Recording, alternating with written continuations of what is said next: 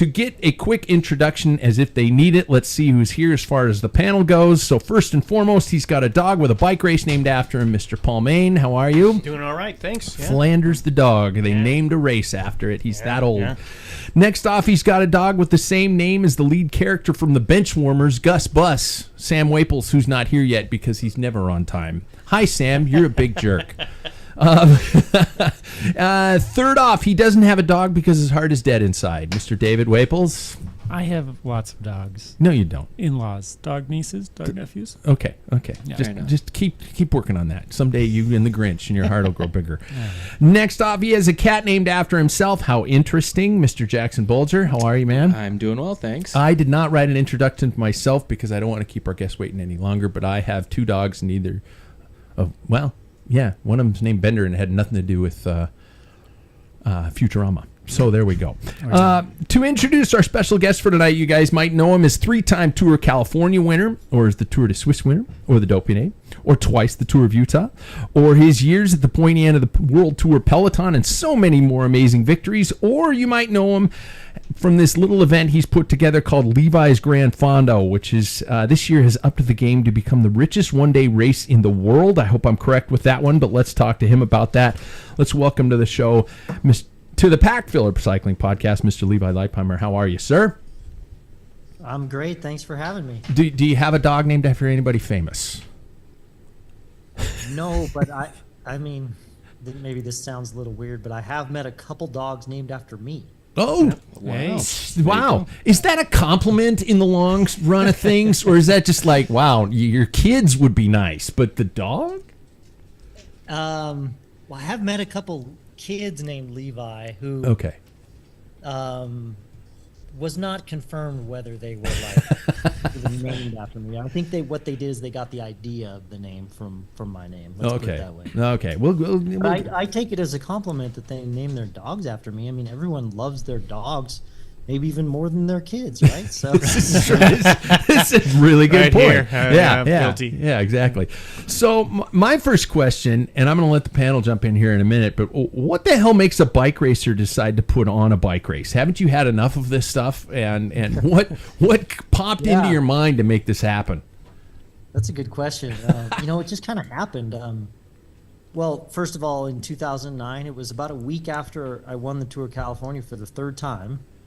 I just had this kind of an epiphany that we needed to start a Grand Fondo, which, are popular in Italy. And I always saw photos of Grand Fondos in Italy of 10,000 people on the road at once. I thought it was so cool. And I just had this epiphany that, hey, we need one of those in the United States. And Sonoma County is a perfect place for it because arguably best road riding in the world, near the Bay Area and a big metropolitan area. Yeah. And just, a great place to ride your bike. And, it was kind of an instant success. So,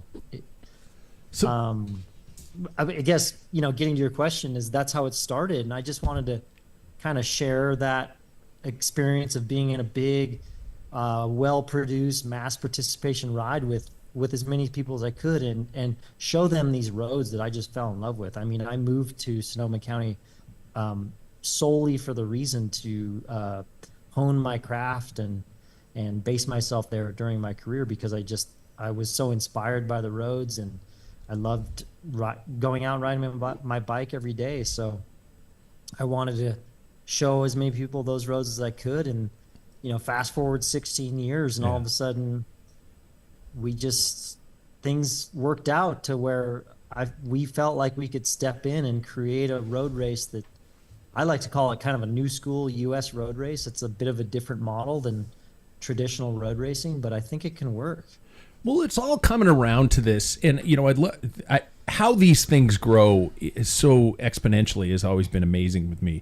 For the Fondo concept, which is I know it was big, like you said, over in Europe, in Italy, and things like that, and over here it is just exploded, and now you're adding the growler to it. So tell me about this. Tell me about the name and what makes it different in terms of cycling and bike racing here. So when we started, we had three routes. We had a Piccolo, which is small, and a Medio, which is medium, and a Gran, Grand Fondo, which was the big route. And they were good distances, like 30, 60, and 100 miles.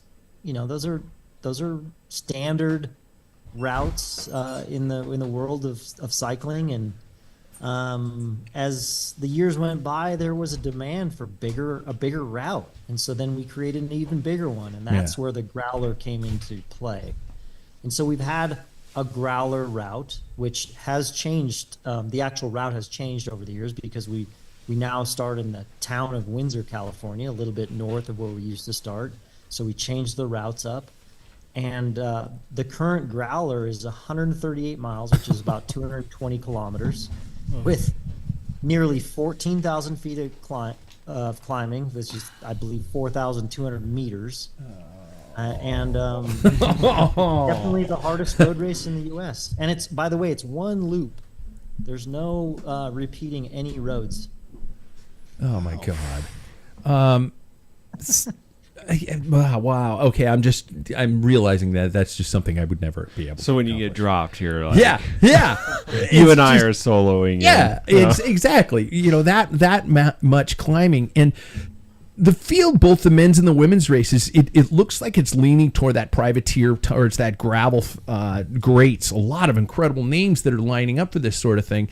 So what do you see is the tactical change? Because we talk about it as a road race, but without that massive European Pro Tour kind of team concept, does the course change that up so it isn't necessary, or what do you think? What happens with it? Well, that's a great question. First of all, I think when I said it's a kind of a new school model for U.S. road race, I think what it does is it opens the doors to the privateer model, or the young up and coming, 17, 18-year-old who's getting into road racing, has a lot of promise. He's not on a UCI, he or she's not on a UCI team. They don't have a big budget and a lot of support behind them. They're able to come into this race, and with our neutral aid stations and bottle feeds along the way, they have every bit of a chance to go toe-to-toe with Pete Stetina, Keegan Swenson, Lauren DiCrescenzo, who won the women's race last year. Yeah. And they're, so you've got that participant, you've got the Lauren DiCrescenzos and the Keegan Swensons, and then we have Project Echelon, which is the top U.S. domestic road team. Luke Lamperti on Soudal Quickstep from the World Tour.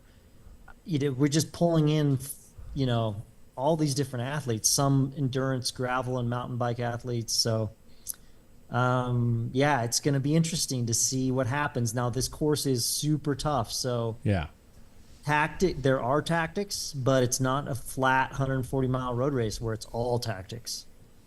So it's going to change the game. I mean, I apologize. I haven't seen the past year's footage or anything like that, but I'm assuming this is just a completely blown apart. You're not expecting a 100-up sprint.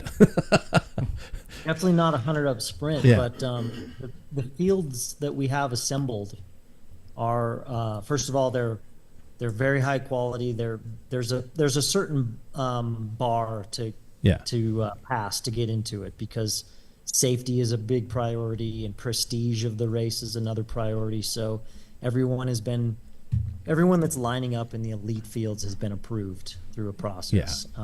It's going to be a deep, strong field. There's about 110 men right now and 70 women.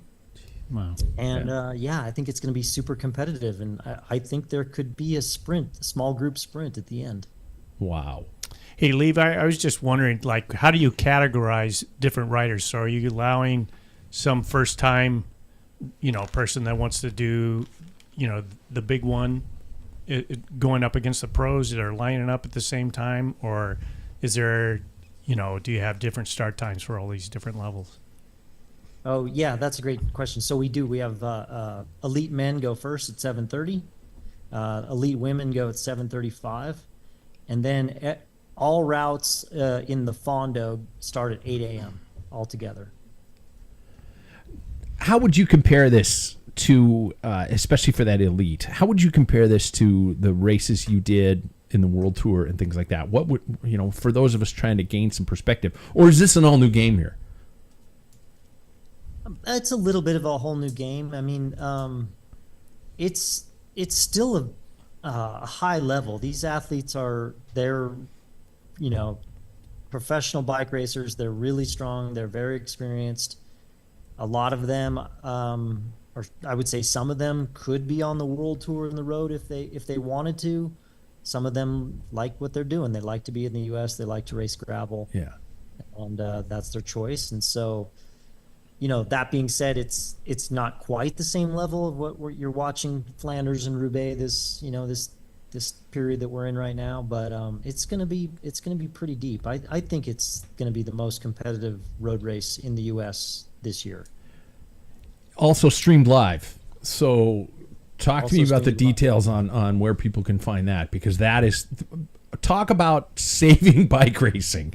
Talk about the fact that, we're here in this constant struggle, especially in Europe right now, about trying to be able to get to access to bike races, where here in the States, you've either got to have a VPN or you've got to have like 5 memberships or something like that to be able to watch a bike race. You guys have dialed this in, and how's it going to work? Yeah. Well, first and foremost, it's free. Yeah. We definitely didn't want it behind a paywall. We want as many people to view this as possible because, let's face it, it's the best thing for the event. It's the best thing for the athletes. It's the best thing for our sponsors. It's the best thing for the future of what we're trying to do. So 11 a.m. Pacific time, April 19th, go to levisgrandfondo.com, and it's embedded right into the site. Wow. Very That's cool. Yeah. Very cool. Yeah. I got to ask the question, how did you sell something like this, man? Bike racing, we talk about this a lot on the show, about especially road racing is really having a tough time in this country, litigation-wise, numbers-wise, things like that. Gravel's obviously doing incredibly well, and these events like Fondo's are doing well. But how do you sell, somebody like, thank God for Skipstone Winery, how do you sell this to those guys and say, we want to make bike racing a thing again? Well, we're very fortunate in the fact that the owner of Skipstone Winery is extremely passionate about cycling. Thank God. Yeah, he loves the sport. He's just obsessed with it. And we formed a partnership. We were, it's kind of a long story short. We came together, and he believes in what we're doing. And he got behind it, and that gave us a lot of momentum and the ability to go out and sell the event to other sponsors. Yeah. And for example, Sonoma County Tourism has now come on board to help us cover the cost of the live stream, because let's face it, this is as all cycling events are, they really showcase the area, and we're going to be able to capture the beauty of Sonoma County and the diversity of Sonoma County for everyone watching, and hopefully that they are inspired to come ride the event, or just come and ride a different time of the year on their own, or come and wine taste, or go to the ocean, do like all the activities that exist in Sonoma County. So Levi, do you get a lot of help from the county and the state for, like, road closures and even whatever you need from them? Is there a pushback at all? Or are you having to pay for all of the, because that's a big part of USAC, right? Is you got to pay for the officials, you have to pay for all of the police officers, everything like that are shutting roads down. Yeah, absolutely. And I think that's probably the biggest reason why we have seen such a decline in road racing in the U.S. Tour of California, for example, it was extremely expensive. Every day cost, I believe, more than $1 million to put that race on. Yeah. Wow. Yeah. So yes, we do pay for a lot of the services, but so going back to 2009 when we started the Fondo and we started this whole event and this project, we had to forge those relationships, and now 16 years later, we have we have gained accountability and reliability in what we do and how we do it, and I think that has allowed us to take it to the next level and put on this race where controlling traffic is really difficult, especially with elite men's start and a separate elite women's start, and then again for the Fondo.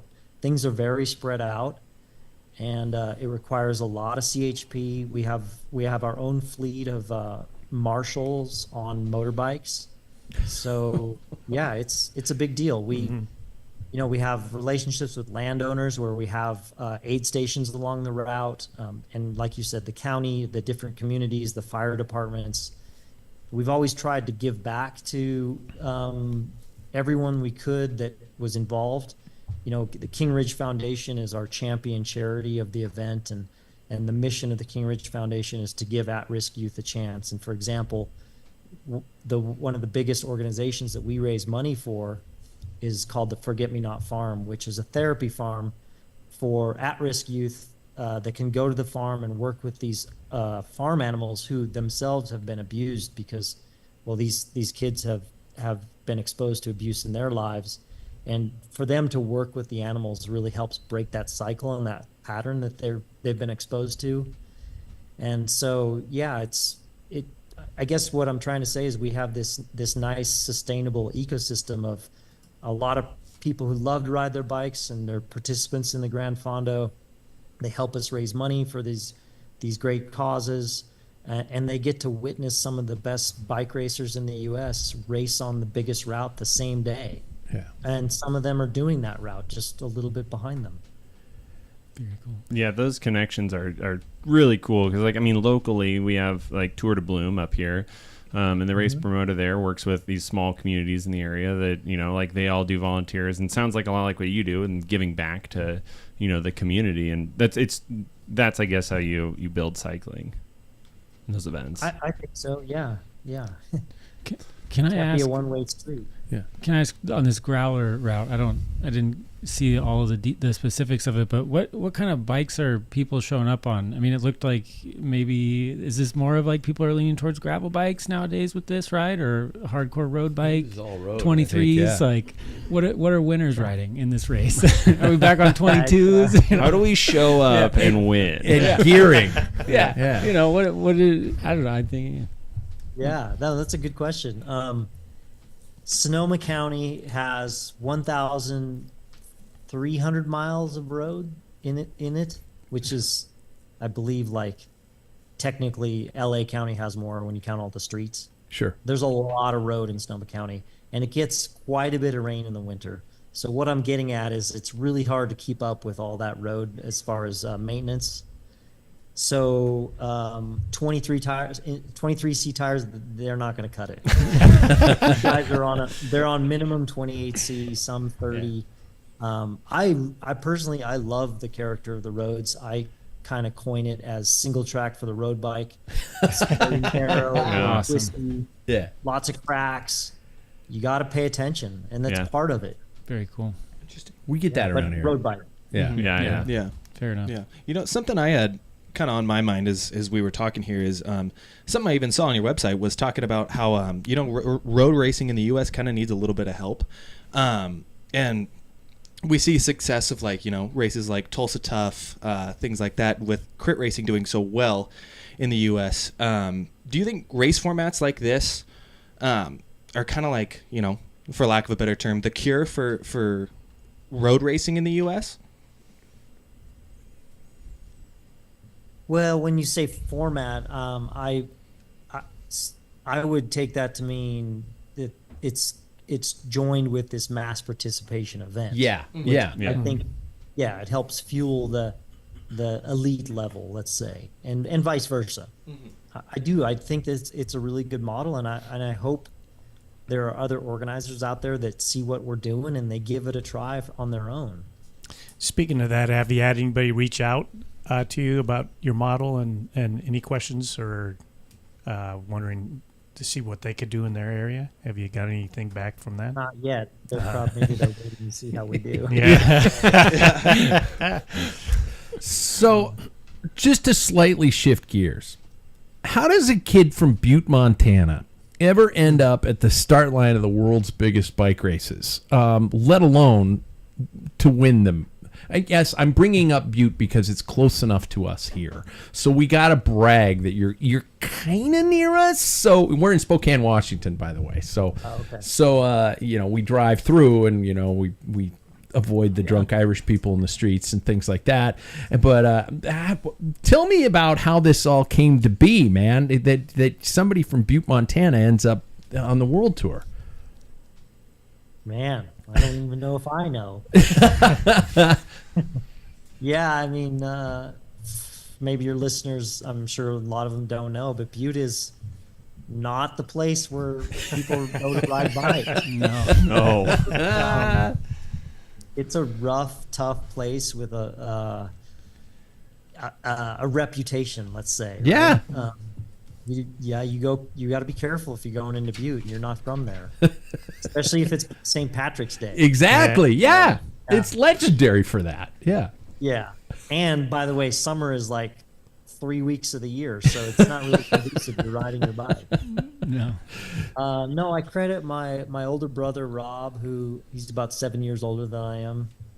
He and his friends were, by some happenstance miracle, they were all riding 10 speeds around at the time, and I was 12, and I remember I jumped on my brother's bike for the first time. It was the first time on a road bike, and I was just blown away by like how efficient and fast it was, because I had like a BMX bike before that. Sure.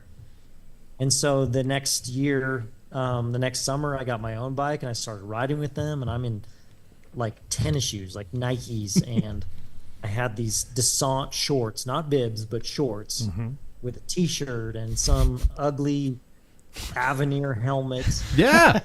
Arne sunglasses. There are two guys in this room who are in total understanding of what you're talking about in the age demographic. So, yeah. Yeah. I had an Avocet computer. Oh, yeah. With the two buttons. Yeah. Yes. Oh my gosh. You guys talk about those The all the brake time. lever housing came straight out of the brake levers. Yeah. I do. Yeah. Rabbit I know ears. that. Yeah. Down tube shifters. Yeah. Not even index. You had to feel where the gear was. Exactly. Friction. Or somebody Anyway, would I got my own tell you bike. you were out. Somebody would tell you you were not in the right gear. Yeah. Yeah, 'Cause it's too noisy. exactly. Sorry, I They interrupted. live for it. Yeah. Yeah. Did you transition though from like a different sport? Like were you a cross country runner or anything like that? Because I mean, once again, like that's not really the most conducive place to biking. It's not like, and I don't know, mountain biking was still like coming into existence. Not even at close. that time. It was still in the San Isn't Francisco there a hills. speed skating Yeah. in Butte? There's a skating track. Yeah, so long story short, my parents had a ski shop. They put me on skis when I was one year old, like 1.5 or something. So skiing from a very young age, competitive until about 17 years old. But by then, it was kind of clear that riding a bike was my thing. It was what I was meant to do. But yes, to answer your question, there is a high altitude speed skating oval, and in fact, the time that I jumped on my brother's bike, it was known as I believe it was like the speed skating road race. So a lot of the speed skaters would come, and it was a fundraiser for that oval. Oh, wow. Wow. But I was not a speed skater. I was just a alpine ski racer and didn't really do anything endurance. But when I jumped on a bike, within about 2 weeks, I started. Again, I was 13. My brother and his friends were 20, 21. And after 2 weeks, I could drop them. Wow. And at what point in time did you think to yourself, shit, I can do this for a living? I mean, I talked to a lot of people on this show who say their rise to that level is within 2 to 5 years, and it just blows me away, especially because I'm a dumbass who's been doing it for 40. But we're almost there. yeah. There's One more season. Next year. yeah. But it seems like a pretty rapid rise. Did that fall into place for you, or was it something that took a little bit more? Well, I was 13. Yeah. So Child labor laws and everything. you don't rise that fast when you're 13. But that was 1987, and 1987 was one of the greatest Tour de France's ever. And I Absolutely, had that 100%. Yeah. Yeah, Stephen Roach, Pedro Delgado. Yeah. Epic battle. And I had that on a VHS tape, and I watched that thing so much that it turned to snow. VHS tapes. Too much. So I was absolutely obsessed, and it fulfilled me, and it's what I wanted to do. But when you're 13, you don't really know, right? But I guess when I turned onto the Champs-Élysées for the first time, and my first Tour de France was 2002, and I looked back on that 13-year-old, I realized that what I was feeling at that time, that's all it took. I knew that that's what led me to the point of being in the Tour de France. Cool. Best days in your career. What would you rank top 3? No pressure.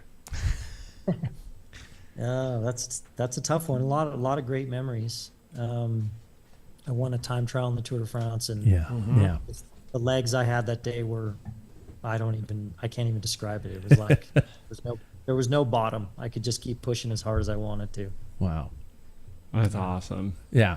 Tour of California many times. How many times did you win that? 3. 3? Yeah. 3 times. Yeah. There was one stage. I think it was the 3rd time I won. It was a really miserable weather day. We started in San Francisco and we went down the one and ended up finishing Santa Cruz, and I went solo over the last climb in just horrible conditions. The last guy I rode off my wheel was Vincenzo Nibali. Wow. Oh, that's awesome.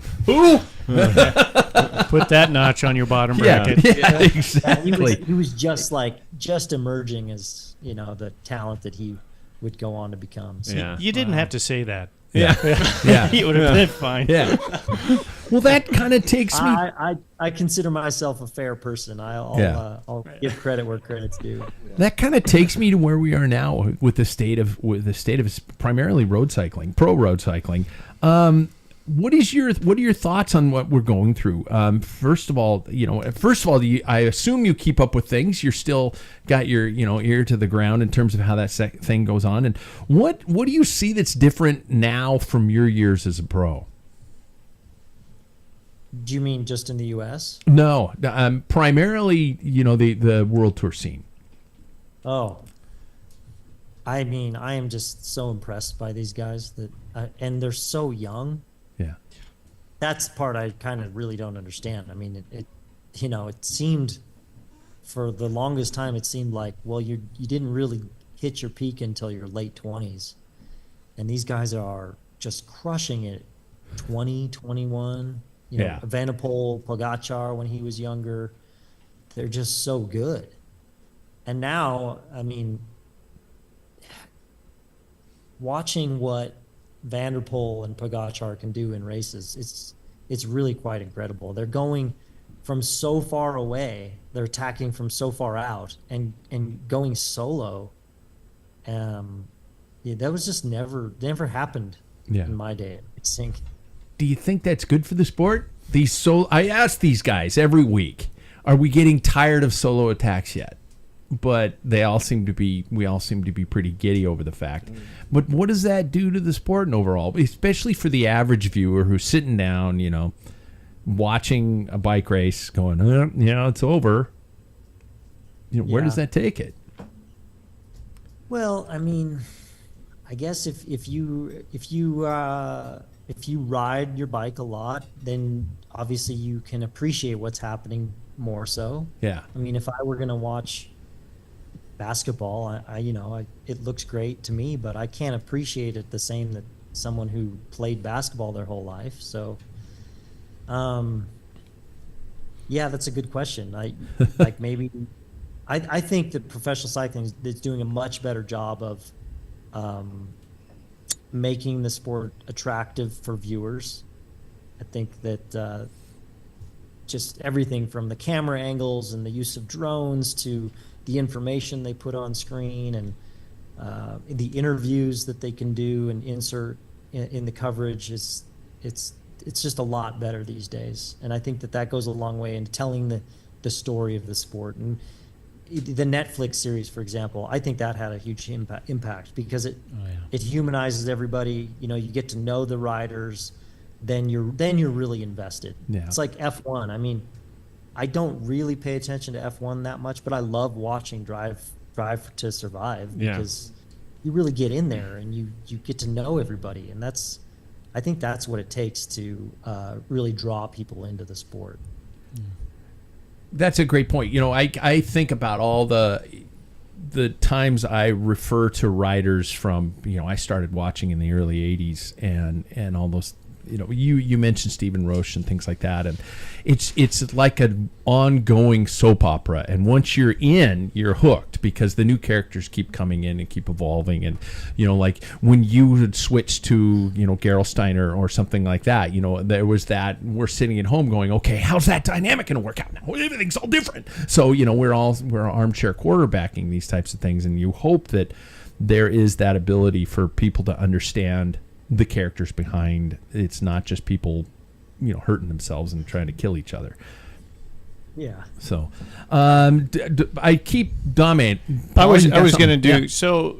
Levi, on this show, we all have a segment, and I'm 62, and so I have changing times is kind of my title, and so I'm going to throw this at you. There, safety is a big thing, and they're talking in the World Tour.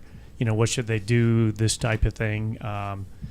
And for me, when I look back, and I'm going to sound crusty, but when I was watching, and you mentioned 87, no helmets.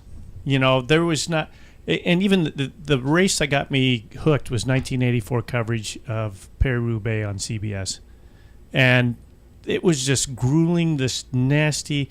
But whether we never saw anybody crash, it didn't seem to be as bad. Like it seems like every race there's just bodies scattered all over the place, and I can see the reason for caution for safety and that type of thing.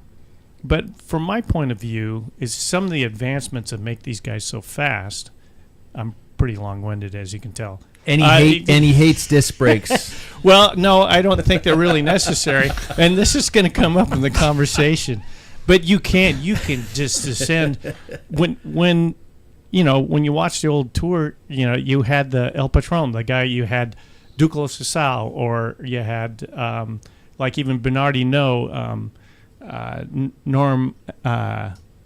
Alvis came to Spokane. We had a Washington Trust Classic. It was a big race. I thought you were saying Norm was a Patron. No. And I was asking because he raced against Bernardi No. Yeah. And I said, what was it like that? And he goes, the guy's scary. He some junior or some American took off, and he rode up next to him and screamed at him in French, and the guy just went withered away because that wasn't the time. So, and I think that doesn't happen. It's like kilometer zero.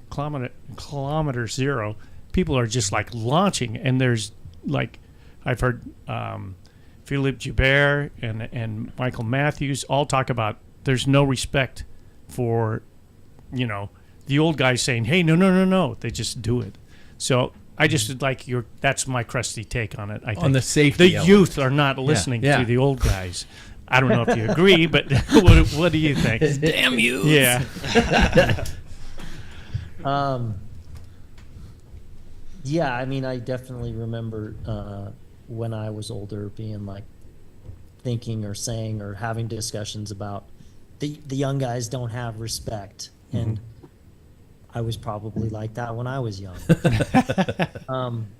I would say when it comes to attacking, like, I don't believe that any veteran can go up to, I mean, maybe there's a special circumstance where if there's a huge crash, you don't attack. Like, and it depends on where the crash is, obviously. If it's 5K to go, obviously all bets are off. The race is not going to stop with 5K to go. If it's 5K into the race and there's a big crash, and I'm talking like something significant, then I could see one of the veterans go into a younger guy who's attacking and say, hey, no, we're going to wait for everybody. Yeah. That's a scenario where I think that should still be in play. Now, for example, attacking a kilometer zero, no way. That's good for the sport. That makes the racing more exciting. I don't believe that anybody should be a gatekeeper on how aggressive the race is. I think the race can just be aggressive as it wants to be, and it's bigger than any one rider. I think where the real danger is when riders, and they're forced to, they're taking more and more risks when it comes to shooting gaps or coming on the inside of a corner. And now I think the UCI, if I'm not mistaken, they have this yellow card, red card system. And somebody just got a yellow card. Was it Flanders or Vlaanderen? They came flying up the inside and they caused a crash. And they got a yellow card. I think that's great because I saw that sort of evolve more during my career. People just going for gaps and pushing and shoving. It became more of a thing. It just became like super aggressive. And then it forces you to be more aggressive because otherwise you're going to be in the back and you're out of position and you're going to get dropped, or it's just way harder in the back coming in and out of corners. So it's kind of this vicious cycle. Yeah. So any way they can do to like curb dangerous riding, I think that's a step in the right direction. And I agree. And I think that, some of the things that they're trying to do, the radio situation, a lot of riders have said that we need to know if there's a roundabout coming and everything. But in the same token, they're saying you got to get up front because there's a roundabout coming. It's kind of like, I don't think there's a great answer to whether no radios or not.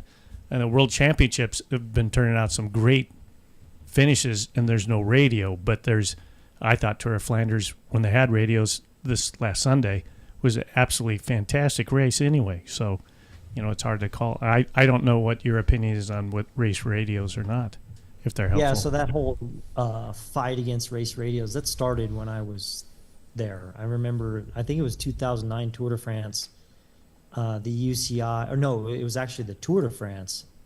They said they called out 2 stages, and they said no radios are allowed in these 2 stages.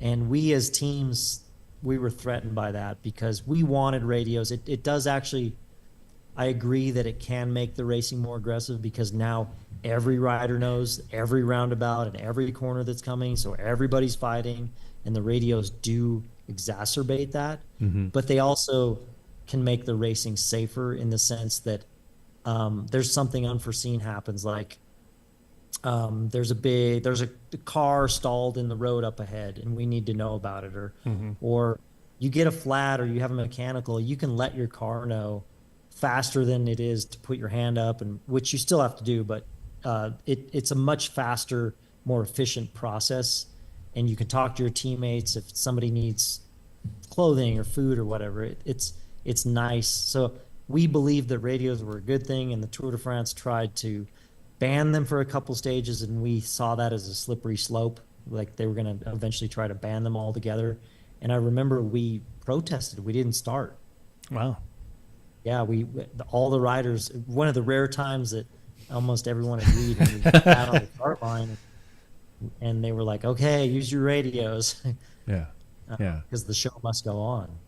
Absolutely. So, yeah, I think there's 2 sides to the radios, but I do think that they should stay in the sport. All right, panel, you guys got anything else, or I'm gonna close with a fun little stupid little bit. I have a question. Bit. You got a question? Please let it rip. Do you remember coming up to Bellingham?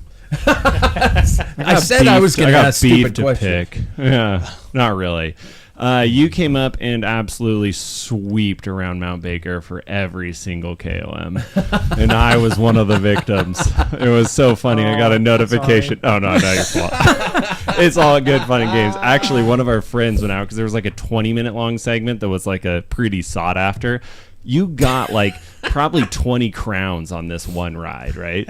And so we all went out. I wasn't actually there for that one, but a Jelly Belly friend of ours and a few of these other like top tier riders in the area went out and just were like, we have to get this back from Levi.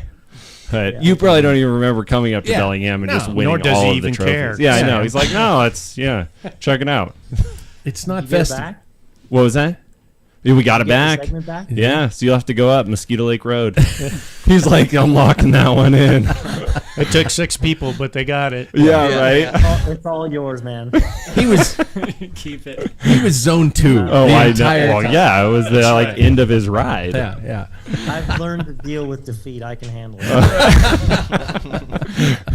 But you know what? Having your Strava segment taken away is almost the equivalent of having, like, if my wife left me for Ryan Gosling. You'd be like, my buddies would still buy me beers because they're like, dude, the only guy better than you is Ryan Gosling. So you're like, dude, the only guy who beat you was Levi. Like, when he took mine, I was like, that's gone. yeah.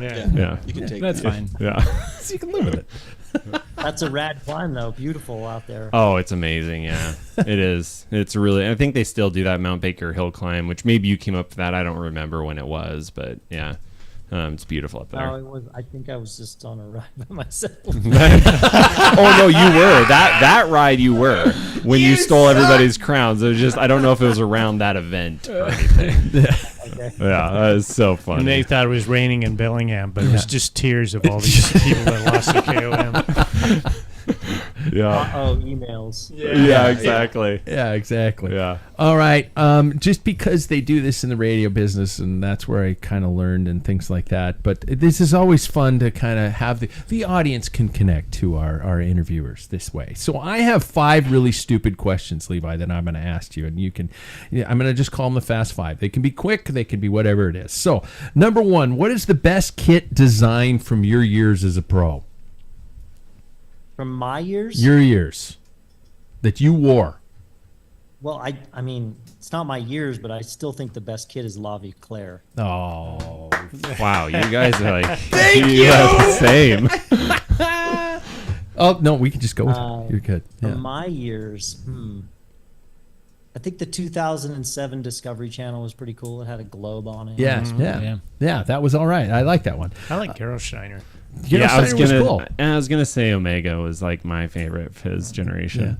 I used to buy Gerolsteiner simply because he was on Levi that team. was on Yeah. That is. It works. I'm gushing a little bit. Yeah. Aren't I? Next off, how do you take your coffee? Black. Black. Good man. There we go. Next ride, post ride beverage of choice. Ooh. You know, my neighbor got me. I've never been. I don't drink a lot of beer or alcohol. Just not. I mean, kind of because I was a professional athlete. Yeah. So I just never really got into it. But my neighbor turned me on to these non-alcoholic beers from their Klausthaler. Yeah. Oh yeah. Oh yeah, that's a good one. Yeah. That's a good one. Okay, I'll take that. Best or favorite band or musical artists? Ooh, that's a tough one. I'd say over the last few years, it's been Rufus. Okay. Right on. Okay. Guilty pleasure movie. Sorry, Like- could you say that one more time? Guilty pleasure movie. Like a movie's on, you throw the remote out the window. Like, for example, for me, if Roadhouse is on, I know I'm going to just watch it, even though I've seen it probably 300,000 times. Yeah. Guilty pleasure? I mean, I really love Oppenheimer. I think it's just Oh, that's a that's good good. one. I haven't made it through. Maybe I It's a got commitment. Is it? Long movie. Stop Wait, how many watching times have Roadhouse. you watched that, Levi? 'Cause that's like a 3-hour movie. I've watched it, I believe, 4, maybe 5 times. Wow. That's commitment. All right. Yeah. Okay. That's, Okay. Hey, that's better than your addiction and with Top Gun 2. Maverick is the best movie ever No, made. no. You're an idiot. My last question before we kind of sign off thing, and this one's just a bonus question. Who's going to win Paris-Roubaix this weekend? Ooh. I mean, I'm a big Pogacar fan. I would Okay. love to see him win. But I mean, who knows? You know, so many things can happen. Yeah. I think the favorite is still Van der Poel. Yeah. Yeah. I kind of agree. You know, it's just, Well, it's supposed to be rainy I'm rooting for the big guys. stuff. So Oh, that, it is? Is it Yeah. gonna Yeah. rain? Yeah, the prediction right now is about 60% chance rain. So, Ooh. but that could I gotta change. tell you, It could if I were- change. Then it's if I were anyone. Pogacar's manager, and it Yeah. was raining. I'd be Yeah. Like, dude, Yeah.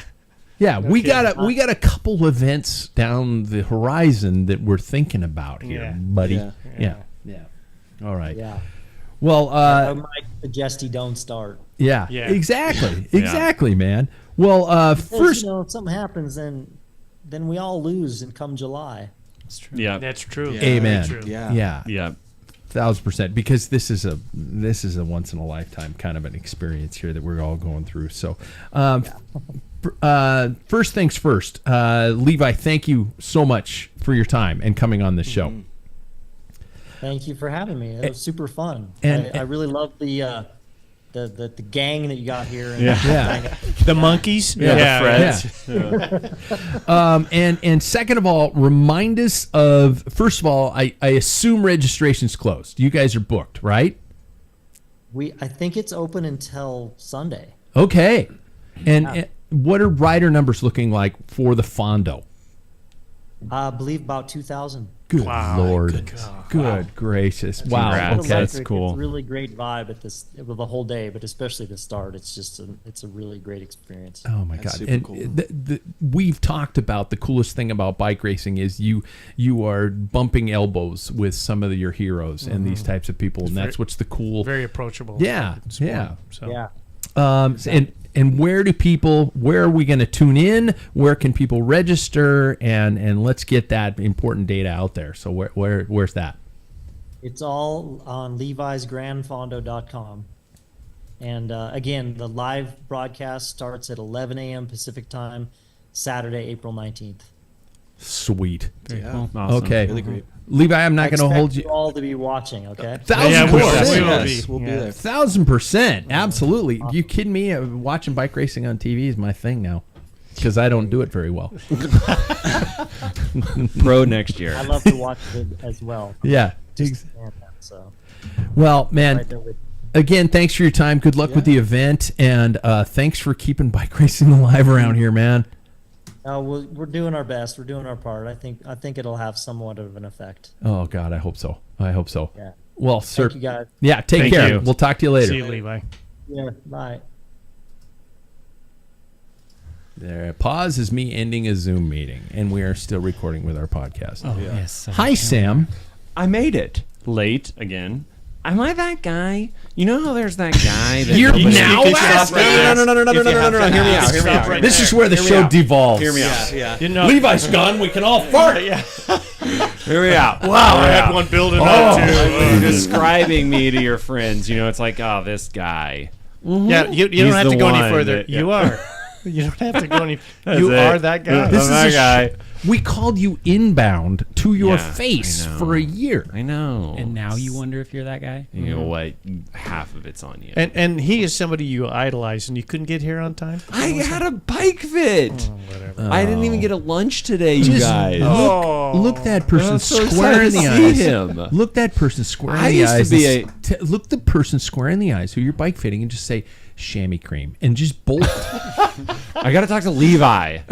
And if they don't know who he is, you just Yeah. throw punch and leave. Get out of here. Not worth my time anyway. What am I doing? I'm wasting time on you. Yeah. Throwing pearls to the This swine. guy's a legend.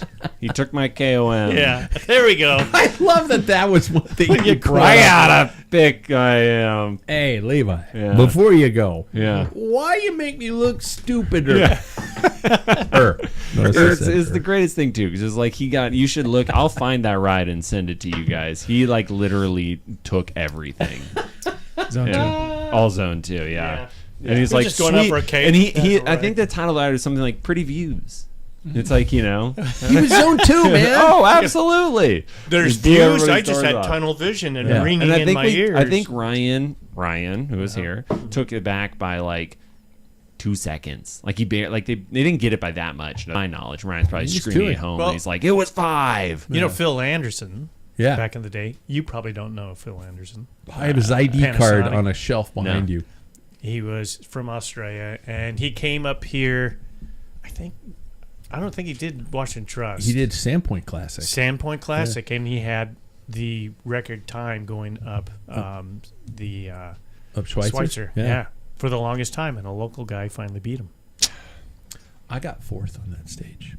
I got 4th on a mountain stage. behind Phil Henderson. Wow. Out of On a hill climb, There were folks. more than Come on. 4. There were 5. You fucker. See, I can swear now that Levi's gone. I didn't know if he was up for it, so I didn't want to, I started off the show saying Cool that, guy. so- He's the idol I know. Yep. Yeah. There you go. You guys, we going to continue on with the podcast? Yeah. Because we're going to continue on. Whoa! That was really loud. That's how loud I had Levi, and that's how loud it would have been in here to ears. Yeah. And I'm supposed to talk about the news, and I was supposed to talk about Scratch Labs, and I was supposed to talk about their new flavor alert in cinnamon oatmeal bar that is now available. Get fueled for the finish with Scratch Labs. The Ronde has been run, and oh, Billy, what a cracker it was, with both reigning world champions taking the top step of the podium. By the way, it wasn't the first time. I think it was done with Peter Sagan, and I can't remember. Was it Lizzie Deignan? Who was the other? I can't remember who the other world champion was. And somebody's going to be screaming at their... That one Paris-Roubaix? No, Are the you one talking Flanders Won at the same time. Flanders. Oh, that... 2 world champions. Uh, Dave Martin's hang going to be... Dismount's going to be yelling at his... Well, I know Sagan has done that. That's what I'm saying. Yeah, Sagan, but you're thinking of women's men's and cyclists? women's. Yeah. And that probably, I would say, your best bet would be Marianne Vos. That's what I was thinking too. Oh, no, it could be Anna Vanderberg. Oh, Vanderberg. I bet that's who it is. I bet we're wrong, but anyway. No, but in no. the form of Lotte Kopecki's crushing sprint and Tadej Pogacar's unwavering power. Holy shit, what a fun race that was.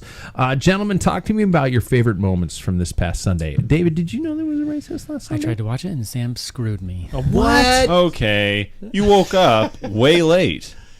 That's not on me. I was on to watching the women's race. I was playing the men's race, and he put on the women's race, and then I fell asleep, and he made a bunch of comments that were sexist. I'm just gonna say Not true. What? Not true. he was trying to be inflammatory. It was yeah. Were you And it calling worked. your brother a little bitch? Is that was the Mostly. problem? Yeah. Okay. Usually. Okay.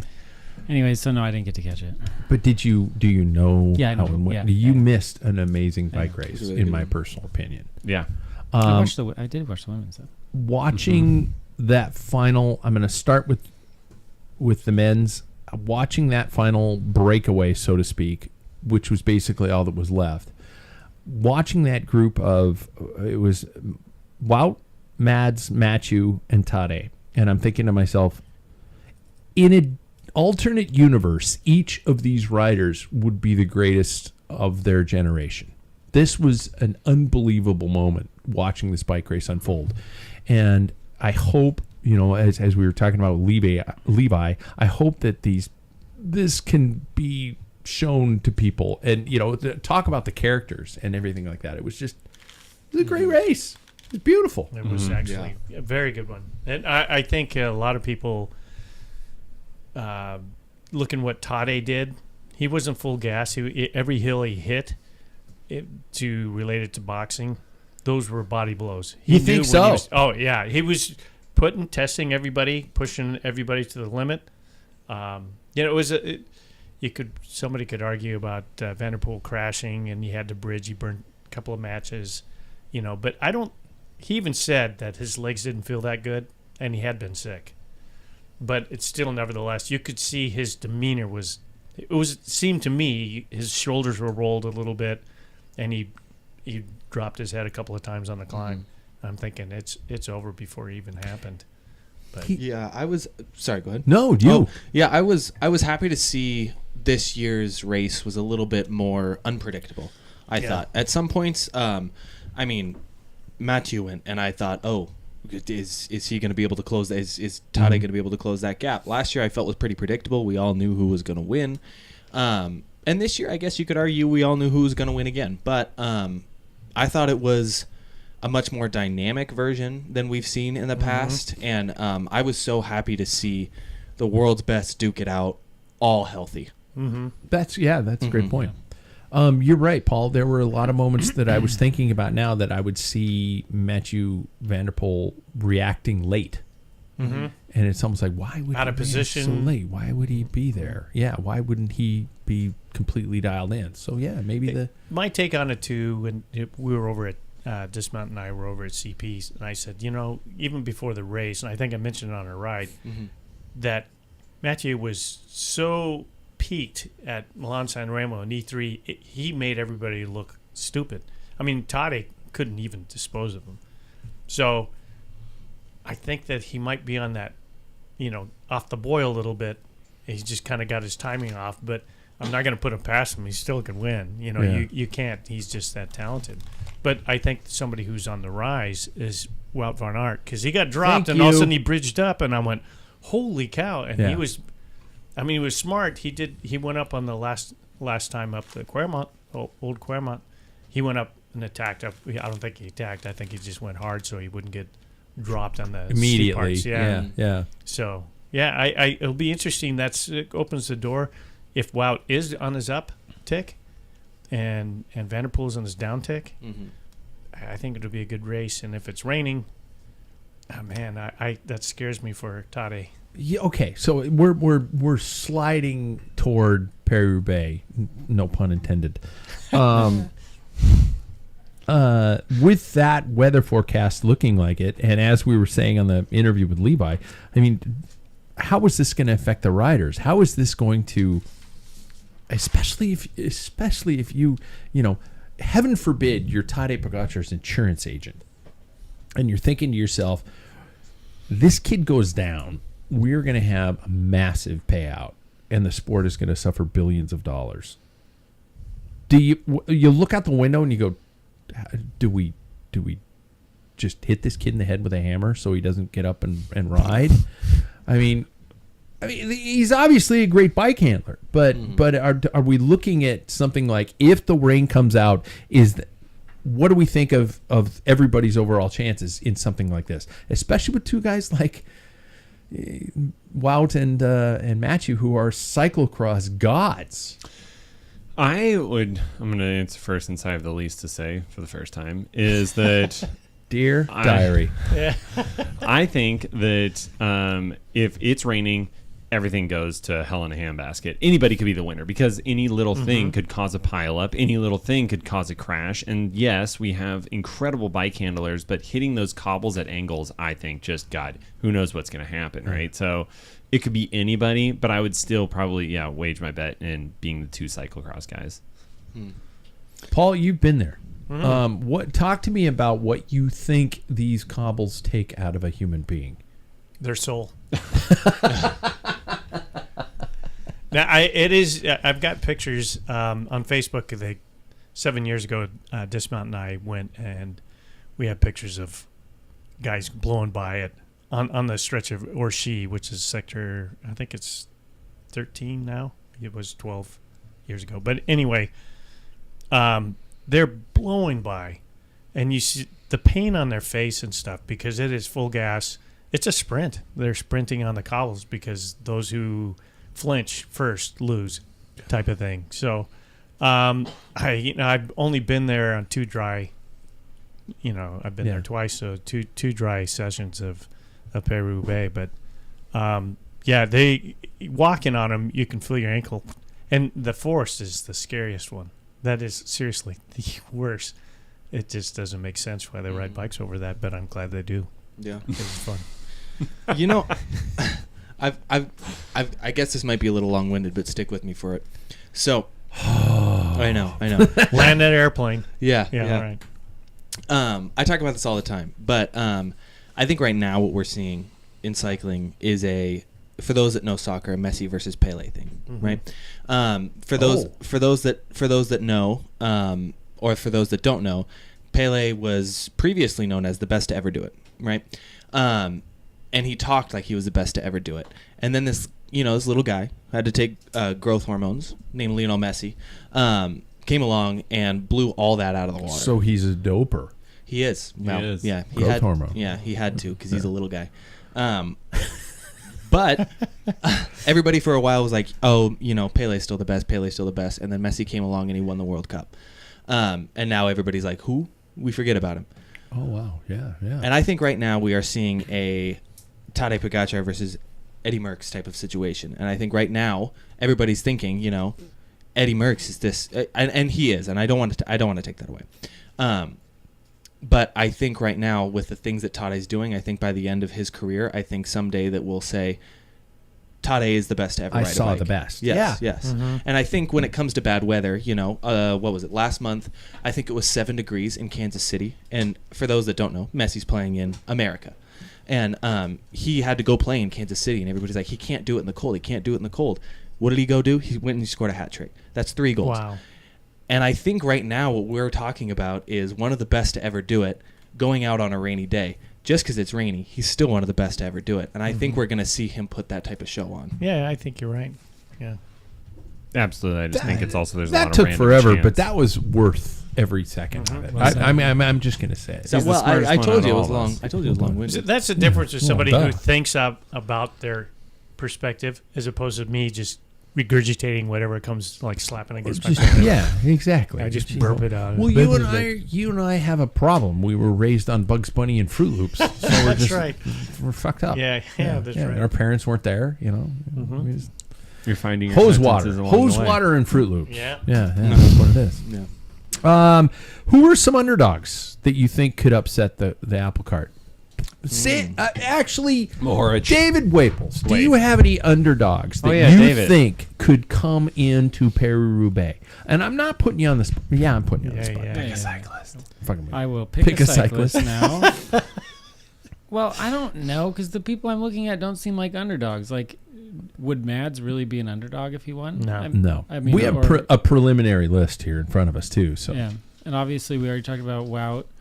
Pogacar obviously is an underdog, and then You're naming all the Vanderpoel. main guys. Yep. Yeah. Cool. I would say Pogacar after probably the number one. This is his first time. Of all the names that you've produced, that Yeah. would be an underdog. Yeah. I don't know. You think he would be an underdog? Yeah. Well, it's like No his hills. size doesn't. First Doesn't first suit him. time ever. Yeah. Yeah. And that's where I think with this race that the cobblestones become the factor that, how well do you power over those? And they talk about, you see a lot of cobblestone specialists who are bigger guys, and there's that, I know there's that argument out there and somebody's going to at me about it. It's like saying, no, Tadej's the best ever. He's got the power to weight ratio. He's going to fly over the cobbles. And he probably is. But sometimes that stability factor over these things just helps. I think for him to win, it would be like Philippe Gilbert, who I think is slightly heavier than he is. Yeah. And he won it. I think what is going to have to happen if I was the director, you have to put somebody like Niels Pollitt, or I don't know if Wellens is on their start list or not. Those guys have to be on the pointy end in a breakaway, causing all the other teams to react, so they whittle things down. Yeah. And then he has somebody super strong when he bridges up. I think he's not going to just sit back, and I don't see that for his first ride. He needs somebody, and he needs other teams to commit. Yeah. See, I think that's interesting because that's kind of how we won Worlds a little bit. Place Jan Tratnik Yeah. up 5 minutes up the road and catch him in 2. I could also see UAE kind of taking a page out of Alpesen's book from last year, and place a Tim Wellens or a Niels Pollitt right at the front, and then attack over the top of him, and then just let them kind of sit at the front. Because I remember last year, Just create that gap. Yeah. I remember last year Philipsen was at the front, and then Vanderpoel came over the top of him, and Philipsen just stayed there, but he didn't chase him. Yeah. And that was the move. Yeah. That's what killed the race right there. And so I'm interested to see how they play it, because it doesn't have that breaking hill that's going to blow up the race like it did this last weekend. It's going to be. I'm super excited. I said on our ride on Sunday, I figured Tadej would take this one, but I really don't know what's going to happen on Sunday. Yeah. Would Kuhn be an underdog? Yes, he would. Yeah. But Yeah. he's been on There the you go. podium, but he's good. Yeah, but There you go. Look at you. yeah, Look at you. yeah, Thank yeah. you. Good job, David. Matej Mohoric. Yeah. Ooh. I love him. He's had a Not right pretty well. shit spring. Yep. Yeah. You know who hasn't had a shit spring that I have also called out? Is that Who what you won would? a We race should rename last dropper week? posts shit springs. What? It just popped into my head because I okay. thought of Matej Mohoric, Yeah, and I yeah, thought yeah. of you said shit spring, and I thought we should call dropper posts shit springs. What the? Yeah. Because Oh, it's I a see where spring you're near going. your yeah, shithole. Yeah. I'm in. Oh, I want $1 every time somebody calls it that. Okay, I'll start calling it that all the time. I want $1. You know who won this last week that I've been, saying is an amazing talent and he's going to do Connie great Nelson things? Palace. No, yes. Nelson Palace. Oh. That was a great race. Right. He did Yeah. race a great race. I know. And we're not covering Scale the Price, which is tomorrow, but that's a Sprinters Classic kind of a thing like that. You know who I'm surprised isn't anywhere near this list as we have right now? We have preliminary lists in front of us. And by the way, one of you guys has my list. I wrote a note on the back of it. For Levi? Yeah, there we go. Is Tom Pidcock. That I'm is a very surprised good that point. he would never do this race. I don't think he is the powerhouse No, you like should have these both. other guys are. But I'm surprised with his cross background that he didn't want to give it a try this year on his new team. Come on, give me all the power with that type of attitude. I do it. Yeah, I will give you The that. only one that is there is Frederick Friesel. Oh, yeah. You think they're going to throw him in? What? Let's be real. What else do they have? Not much. Nope. Not much. Not much. All right, we didn't talk enough about the women's peloton, women's Flanders, but a lot of Kopecky is back with a vengeance, and I loved the flex. It's just like booyah! Did you see She her crossed- interview about crossed the that? line. No. She tried to explain it, and she was like, "Oh, it was just a reference towards another person." She wouldn't explain what it was. Part of me wonders a little bit if it was Lorena Wiebes. You think so? She has the biggest arms in the whole peloton. So I thought it was a Demi Vollering kind of a thing. I like could see But that too. No, I don't know. Lorena Wiebes Yeah. makes sense though. Because she has She's got guns. gigantic arms. Wow. But I don't know. I have no idea. Yeah, I'm thinking interested to Vollering. see. No, I could be wrong. I was thinking she did something like a flex when she won. Oh, I don't know. We got a little bit, Yeah, of a little bit, A little of research, little maybe. bit of a We'll crit figure beef. it out. Yeah. Little crit beef going on. Yeah. Well, I liked the Vollering one better than Weavis. I do too because they're Yeah. teammates. Yeah. Yeah. But Don't I want mean, that. teammates last year, Yeah, and they hated each other. Yeah. So and maybe that hatred's still going on. That's what I'm thinking. maybe. It's just Well, I don't know if they hated each other. I just think they didn't get along. But You're talking about So you don't hate each other, Vollering but you don't get Vollering, along Yeah, and Kopecky. because hate's such a bad word. right, Okay, I don't hate Sam. I just strongly dislike him. No, I'm with you. No, I I'm get just it. kidding. I'm just kidding. Thank you. No, that actually, reference helped. great reference. Yeah, that makes sense. Yeah, that made total sense. No, okay, it's all clear now. Yeah. For the record, I am joking. Oh my god, that was gold. So, women's Paris-Roubaix. You got to pick 3. Yeah. You want me to go first? Sure. Apparently so. Jesus. Nowhere near cyclical order or anything like that. Yeah, Chloe Dygert, Allison Jackson, and Lotte Kopecky. So, U.S., Canada, and Kopecky. Kopecky. Yeah. Okay. That's an interesting choice. Mm-hmm. Anybody else? Jackson? Oh yeah. So I picked Elisa Balsamo, choice. Lotte Kopecky, Good choice. and God, the person that can't get off that podium is Pauline Ferrand-Prévot. Yeah, good call. You picked She more is responsible. She should have come. man. She should have come back a long while ago. Yeah. Exactly. There is nothing lost in that. You know, I gap. guess she was winning world titles This is on true. the other discipline, though. Is that like she did win? Wasn't she the first person ever to win cyclocross, mountain bike, and road? Yep. That's crazy. Yeah. I wish I was good at something. Is she the only one? I don't know. You're good at being late, Sam. Thank you. 'Cause- That guy. You're that guy. Yeah, I'm good at being You're that be guy. that guy. I'm trying to think.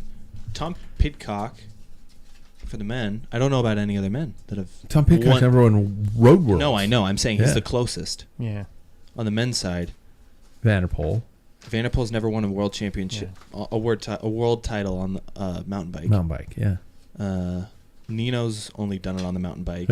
Yeah. So I. There you go. Paul? On the women's, I changed because I was identical to him. Nah. Okay. But so I picked Puck Peters. Puck Peters. It's not Sen, but Yeah. Yeah. whatever. Is it Sir? Yeah. Peters? Peters. I say And- Peters. And Peters. but I have also Weebus and Oh. Kopecky. Those two. Okay. Everybody's picking Kopecky. Oh, yeah. Oh, yeah. David, not. who are you picking? Kopecky. Yeah.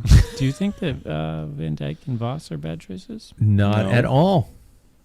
Oh, did anybody else pick them? No. Well, Not yet. Marianne Voss was on the podium for Milano Sanremo.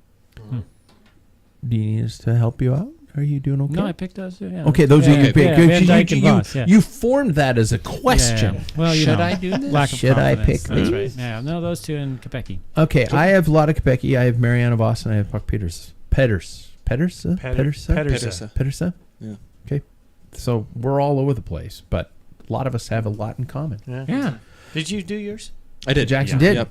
To the That's gentleman. That's right, because we were the same. We were the same, didn't yeah. change it. To the gentleman, I'm going to go first because I have a name that is omitted from my choice. Yes. I'm picking Mathieu van der Poel. I'm picking Wout van Aert, and I am picking Mads Pedersen.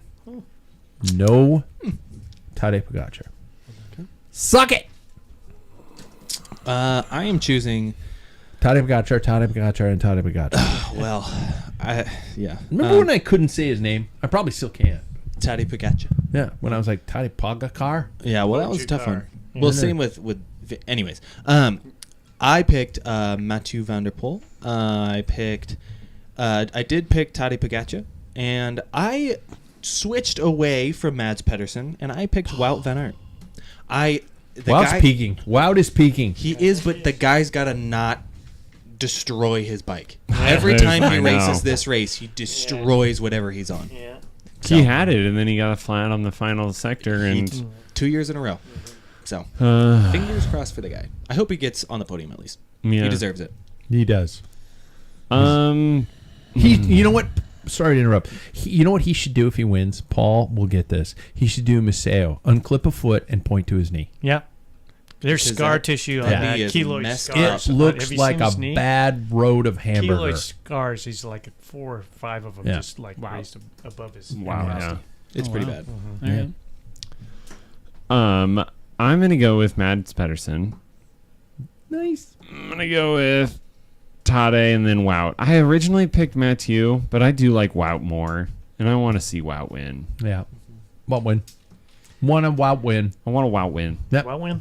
I got a what win for See? myself. Yeah, You I pick picked what what win always, and then Pedersen, and then I went with Ghana. Oh. You know, I was Leave just no Ghana. I was just looking at Ineos, and I think a little bit of a dark horse could be Josh Tarling.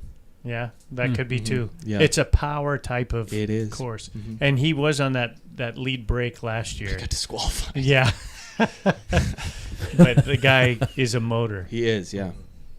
David? I would like to see Wout win most. Want a Wout win. I'm with you. I want a Wout win. Then I'm going to pick Kuhn because you guys made me pick an underdog, and that's the only thing I come up with. He rode a great Flanders. Yeah, he did. Yeah. He rides always strong. Yeah. Between Pogacar and Van der Poel, I feel like Van der Poel. Okay. Okay. You're kind of whispering in your mic. Sorry, And I just, Van der Poel. no, it's just Van der it's Poel. just Van kind der of Poel, Van der Poel, like and it's like if you came up to my bedside and flipped the chart open and went, well, we definitely think it's Just Cancer? Erectile dysfunction. is it erectile dysfunction. Dysfunction. And then you end terminal. it with a question mark. End it with a question mark. I could be like, "What the Wait, fuck? do I have Yeah. that? Do I have that, or are you guessing or something The like that?" difference is in that setting, I do know what I'm talking about. In this setting, I do not. No, that is my point. That is 100% my point. He yells at my mom. Yeah. He does? Well, you have to, yeah. Yeah, it's not how you get through. Yeah, that's how you get pushed through Shirley, Maine. Yeah. Yeah. Listen. Segments time. Thanks to our friends at NordVPN. You guys, not a cycling-based company with all the hassle to watch proper bike racing. It should be. Trick the internet to watch the greatest races. NordVPN. I used it It's great. this last weekend. It's brilliant, isn't it? I just literally did that, and then I went to like streaming, and you could just stream through the Netherlands because Yeah. they stream it for free. Yeah. Or Crazy. Or you, like, for example, they stream everything on Flow Bikes for people in Canada. Mm-hmm. Wow. Yeah, That's and crazy so you're you able to get pretend it. the internet you're in Canada until we get tariffed, but we go from there. The servers start costing more. Yeah, exactly. So I don't have a title for it, but he usually he gives me a title of what his segment's about.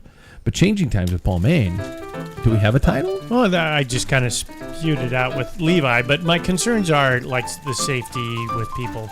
Yeah. And So but we I want to elaborate a little bit. I was too long-winded with Levi, but no. the thing You is it was Dave He and I was were head nodding He's a got little more bit. wind. Yeah, I'm glad it's he didn't like- have a mic in front of him because he'd just gonna. yeah. He's like, you're Where's so my PR old. guy? How did I hook up with these knuckleheads?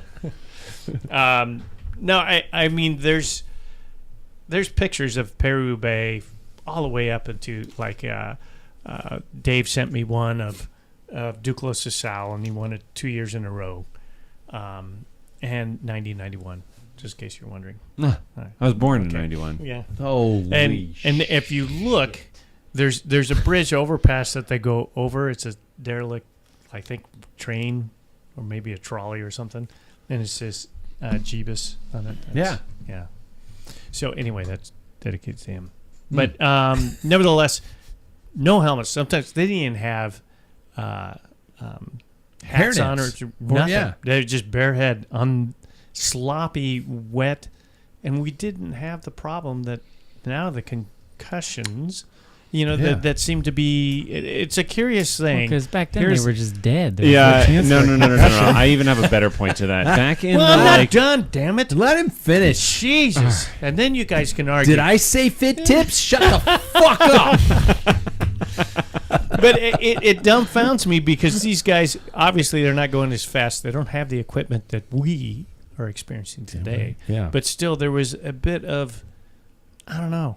I don't know what it was, but it was maybe caution. They knew where that edge of the envelope type of thing is, where you're going to go off the edge or something. But I think that lacks a little bit today. And, man, even Fabio Casatelli, that was in 1996. Yeah. And he had a helmet on, but it doesn't help you when you face plant against a rock wall. that type of thing. Yeah.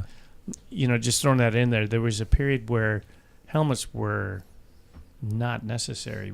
Almost it was thought. But I'm not poo-pooing helmets. I think I'll always wear one. But it's just so strange that the injuries we have and concussions and stuff seems to really be high. And maybe we weren't aware of it because they never test for it. And it's just like, because I used to Sam's train. such a twat. I used to train and crash without a helmet all the time. And Yeah. Well, it's hang on. What was I saying? No, it's very metaphorical. It's very metaphorical for how people live their lives today. Yeah. It's like fall fast, burnout, and then and like their music, all Yeah. the levels are all the way up. Exactly. Yeah. It's like Full bore. everybody on a mic is David, and you got to crank it. Okay. I just want to point out, I think that, but you're aligning this increase in injuries with the onset of helmets, but there were a lot of other changes in cycling at that time. Disc brakes. Disc brakes, for example, hookless rims.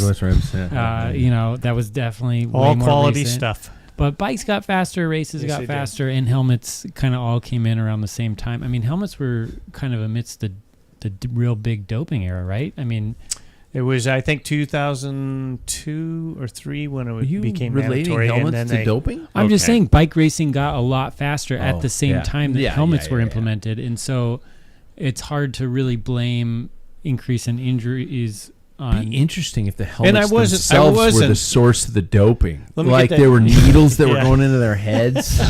Well, Derailed. they couldn't do drugs with the Derailed. helmet on. Yeah. It got Okay. in the way.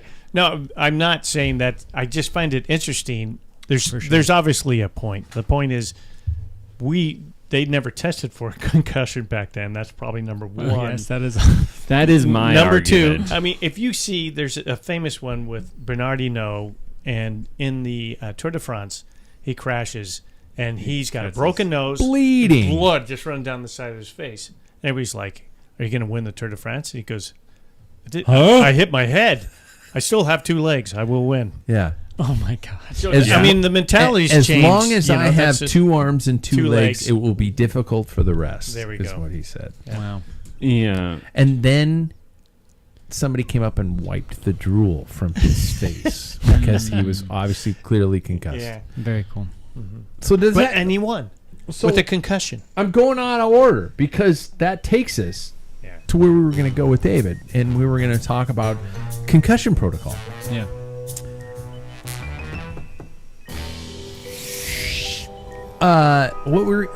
The concept was asking you about. I saw, for example, Elisa Longoborghini pulled out of Tour de Flanders this weekend due to concussion protocol. They stopped and they said, this isn't, this is fucked up. Let's get her out of the race. But you see so many moments in races where they're like going, man, he clearly hit his head, and he's just, it's like the roadside guy puts 3 fingers in front of his face and he hops back on the bike. Yeah. So I guess the question is about concussion protocol. How effective is it? Yeah. And heaven forbid one of us fall down and hit our heads on the side of the road. So how do we test ourselves? We talked about this like a year ago, and I don't remember seeing this. And I was looking into it again. UCI has these like pocket cards now for roadside concussion detection. I was looking through it before the show, and I brought it because it's actually not bad. This is designed. They have like a roadside one where you show up and they're crashed, and then they have a follow-up card for like if you've determined the rider's safe to get on a bike. They're doing this assessment like in the car before they get back in the pack. And I'm wondering with that crash that you saw, some of this, I'm just saying, I think it is getting better. I mean, so step 1, you're just supposed to look for things like vomiting and things that we all think are normal. Loss of consciousness, vomiting, seizures. Okay. Yeah. That's all really bad. Yeah. Well, now this roadside thing put out by the UCI, apparently this is their protocol, says that's an immediate withdrawal. So no questions asked anymore. If you lose consciousness, you're out. It moves to this like secondary protocol if you don't have any of that, where they're looking for things like they do the finger thing, and they'll ask them like what race they're in and what stage it is, all that. They have a protocol of questions set up, and if they fail, it's very clear like if they can't get the date, they're out that day. Wow. And they're immediately withdrawn from the race. And so I don't remember when this was implemented is what I'm getting at, but like this seems pretty good. Okay. I mean, it's a lot more strict if they're actually following this. Yeah. I mean, I could imagine somebody being like, how many fingers am I holding up? And they're like, how many of the 3 fingers do you see? Exactly. Yeah. Yeah. But they're holding up one hand and you're like 7. Close enough. It's good. Get on the bike. Yeah, and so anyways, I think this is pretty good. I hadn't seen this when we talked about it last time, and I do think Levi was his race he's pushing for safety is being really important, and I think UCI is probably starting to listen, and I'm assuming this was released in the last year or two, and it does look to be like a pretty good way, because not all head injuries mean you have to just stop racing. Yeah. But this covers pretty clearly the things that we all, you can't vomit, lose consciousness, have a seizure, get on your bike and win the Tour. Yeah. Well, and they were talking about concepts like if you are concussed, you get back on your bike, you crash again, that second head injury could be lethal. Yeah. I mean, the more concussions you have, the more long-term damage you can suffer. And the subsequent one could be worse than before. It's not worth it. I think everybody would tell you, like, if you have a concussion, it's not worth getting back in a bike race. But, in the heat of the moment with race directors and team, team doctors, it's hard to know. I don't know about you guys, but when the vomiting thing, I came up with Dwayne in the office when he went to get his car and he crashed into Dwight. Dwight, excuse me. God. He gets out of his car. I think he's got a head injury. I'm sorry. This segment brought to you by Chinelli hairnets. Yeah, there we go. Sure, they're colored. Sure, they're a little wider than the other ones, but you're still fucked. Yeah. All right. Time for a little fit tips with Bike Fit Sam, Ambassador Cycling. That's me. Yeah. That's me. That's me. That's my website. Yeah. You're that guy. I'm that guy. You know what? I told the podcast last week that my wife has a new mountain bike, and we've been out on it, and with all the hustle and bustle over fit for so long, first of all, I measured everything, off of her other bikes to make sure that was as close as we could get. But then I looked at the saddle that she had, and there are so many. This one does this. This one is blue. This one is wider. This one has a cutout. This one has all this stuff. And just all the absolutely over-the-top things. I mean, there are no two saddles that are alike out there. And are they all the same, or do we really need to pay attention to all this hype?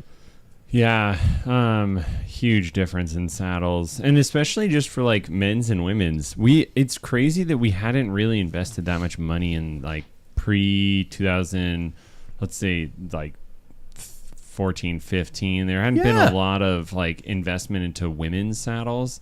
Like they truly were pink. Correct me if I'm wrong. It was Avocet was the only ones who really made women's based saddles. I thought that was a Saddles. computer. Yeah, they also made saddles and tires. And they were wide backed kind of touring saddles, and that was like, oh, women, they just gotta make them wider. It's like, you sexist fucks. Yeah, which is actually kind of true.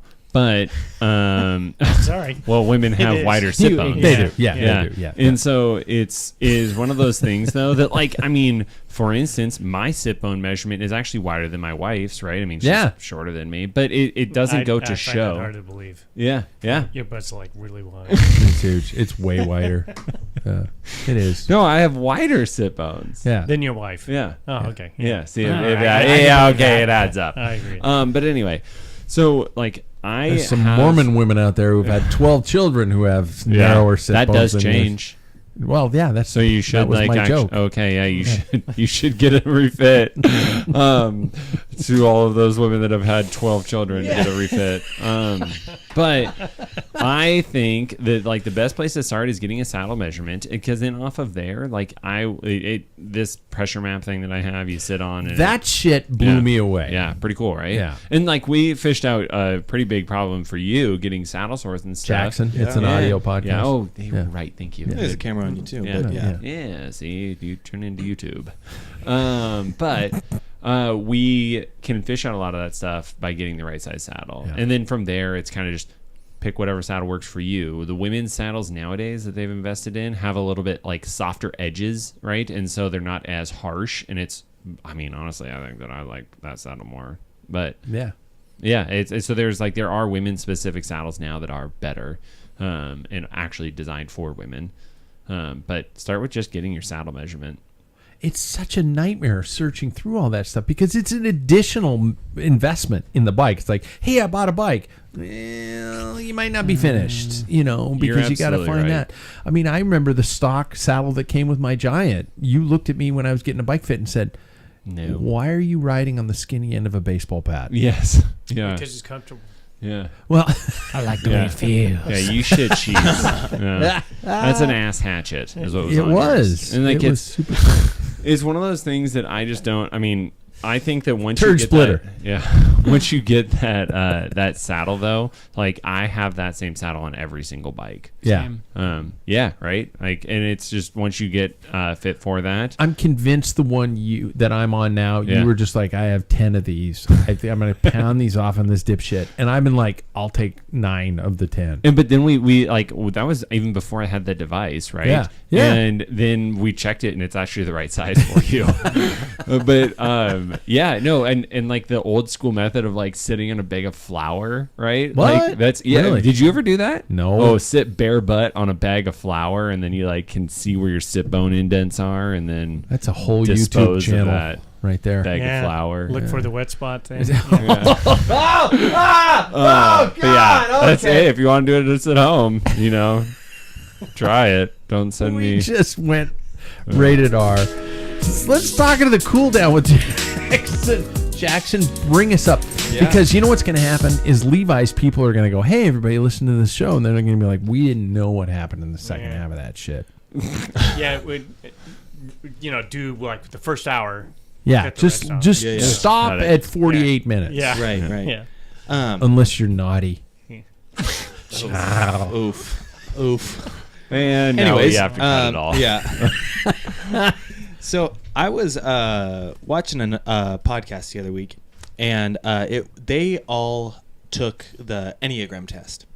And I'll explain it. Sorry, yeah, I gave you a confused look. So what it is it's essentially a personality test, but it like gets it down to the T of who you are. Yeah, and so what I'm going to do is after this show, I'm going to send it to all of you. Oh, no. And you I've have done to, it. well, bring it next week because it changes. Oh, no. So take the test. It's free. And bring your number back and we'll explain it. Oh, no. So the Enneagram test, I know. like I said, it's a personality test. I don't and there wanna are know. Well, there are 9 Enneagram types. They're And gonna the tell me first I'm one, fucked up, aren't well, they? the first one is called Hear me out. The first one's called the Reformer. This one is rational. The idealistic type is principled, purposeful, self-controlled, and a perfectionist. Number 2 is the Not helper. you. No, that's not me. The caring, interpersonal type, demonstrative, generous, people-pleasing, and possessive. Number 3 is the achiever. The sensitive, withdrawn type. The investigator is number 5. The intense, cerebral type.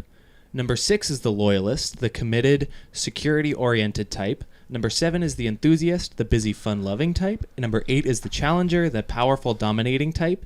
And number 9 is the peacemaker, the easygoing, self-effacing type. So, I took the Enneagram test. Hearing those, I would love for you guys to guess what you think mine is. Sam, you kept saying you were every one. That's and a so really- that no, makes no, no, you no, I'm saying you are that number you were the- you are number 11, the I'm 9. douchebag asshole. Yeah, I'm the best of all of them. Yeah. So what we think you are? What do you think I am? Because I'll Oh, reveal mine, and next shit week stick. I would love to guess what yours are. You were reading through and like somewhere around 3 or 4, and I was like, I don't know. Yeah, but didn't you? Okay, so 3 or What's it called? the So I can bring it Enneagram up? test. Yeah, 3 or So 4. Spell number it. ENNEAGRAM.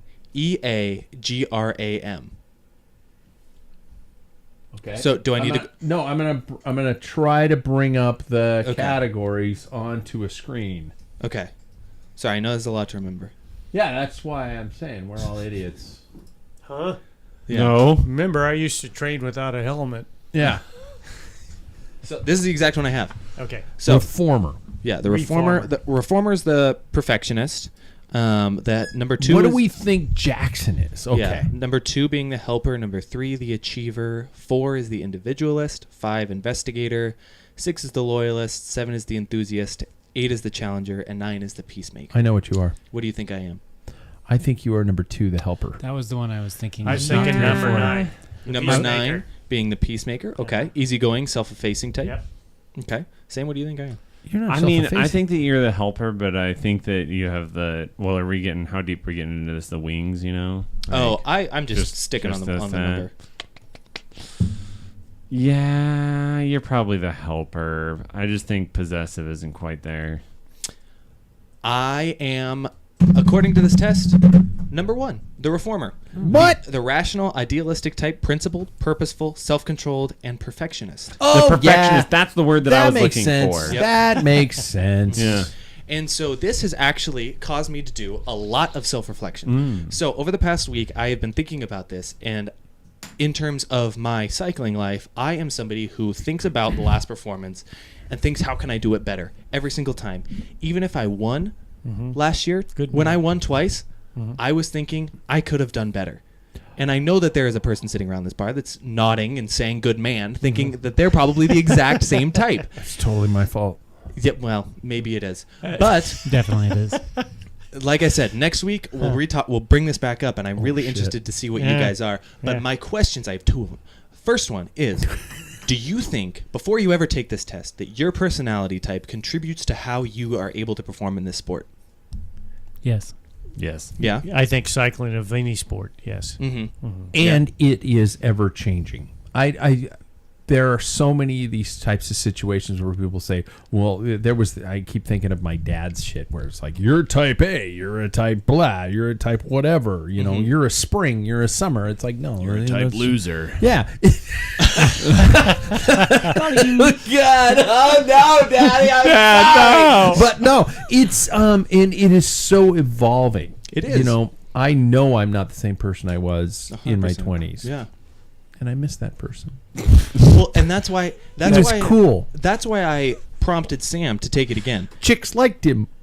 Yeah. Until you put the hammer pants on. Yeah, they were cool. Well, that's why I they prompted were cool. Sam to take it again, because it does Yeah. change. When I was Yeah. watching this podcast, this person originally started as a number 2 and went up to a number 3, and so it's everybody kind of changes.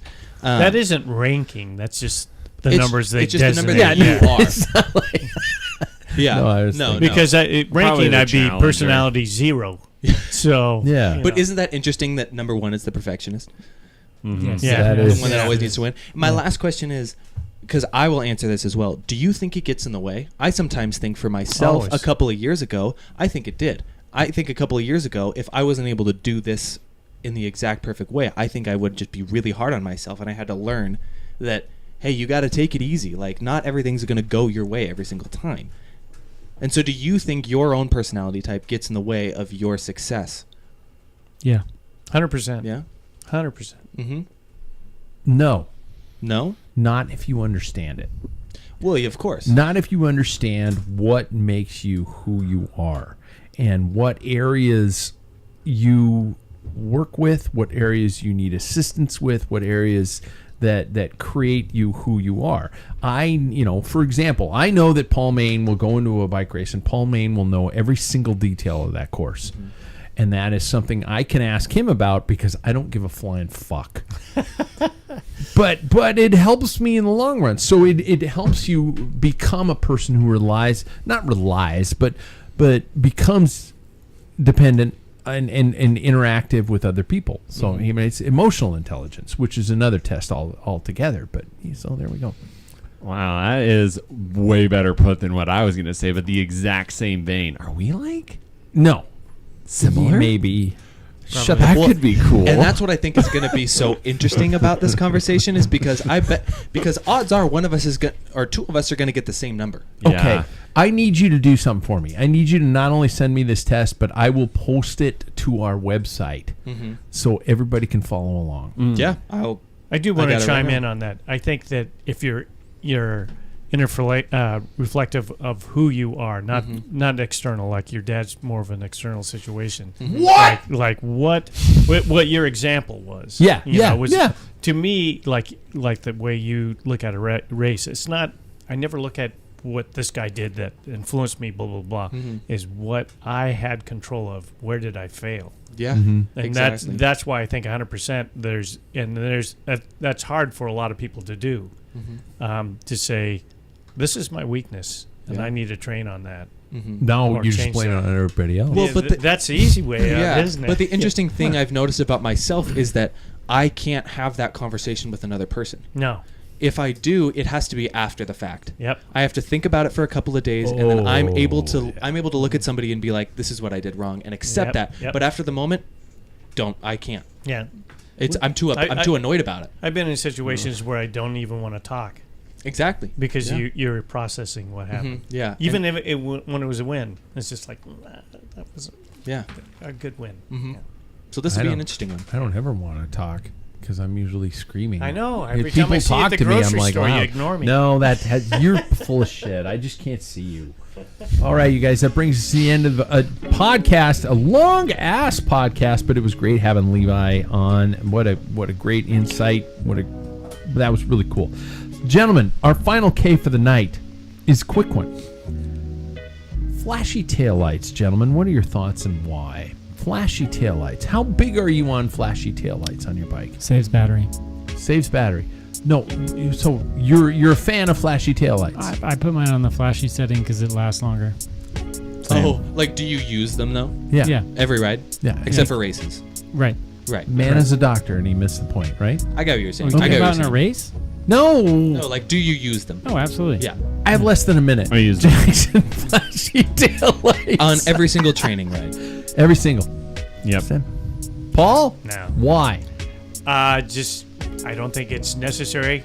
I really don't. But I'm already wearing a helmet. Come on, I what more made do it you through the want? no Hold helmet on. period. Yeah. Yeah. You know, I crashed many times without a helmet up. That's fine. I am becoming a fan.